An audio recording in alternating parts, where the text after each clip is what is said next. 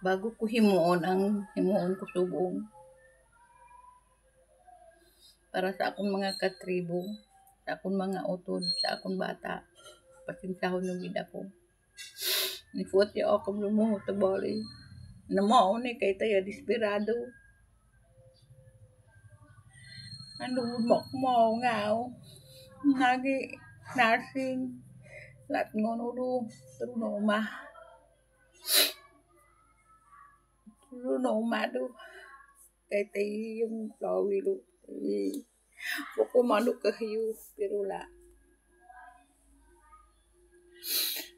Why na gid choice? Himuon ko ini kay why na gid ko sang choice do amo man lang ni ang solusyon kang para makakwarta gid ko. Bisan ikahuya nila ako. Sige lang. Basta na-monetize lang ako. Why na abi bisan ano na himuon ko why man gyapon. Nag-start ako 2022 ba o 2023 mag-vlog asa tubong di nang yapon ko na monetize ano amo ning bago ko himuon ang ginhimo-himuon ko subong.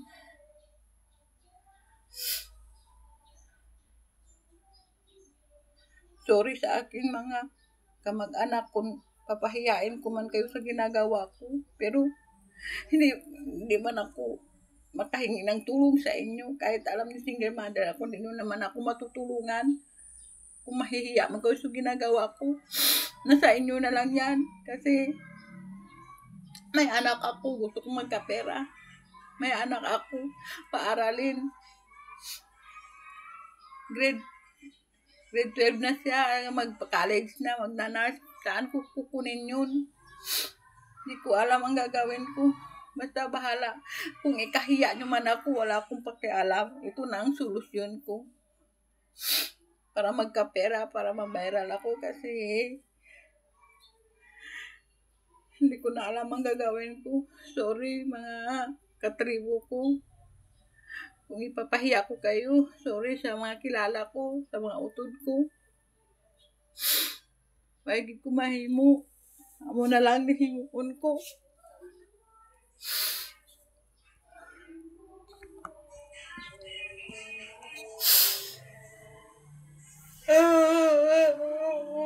Sorry sa katribo ko.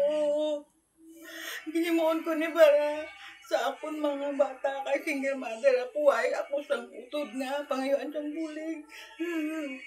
Sorry gid.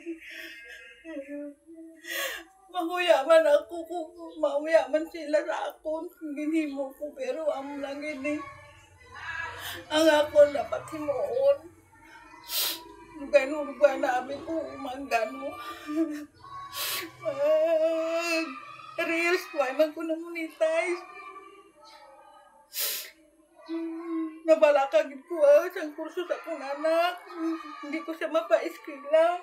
Amo na lang nihimuon ko, ito na lang gagawin ko. Bahala na ikakahiya niyo ako. Sa aking mga kapatid, aking mga kilala, mga katribo, gagawin ko ito para sa anak ko. Pasensya na.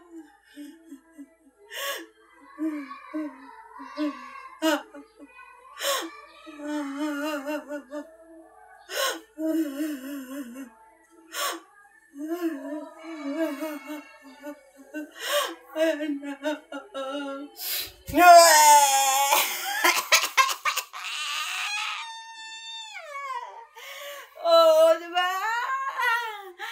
Naurat kayo, no? Thank you for watching. Love you all, guys.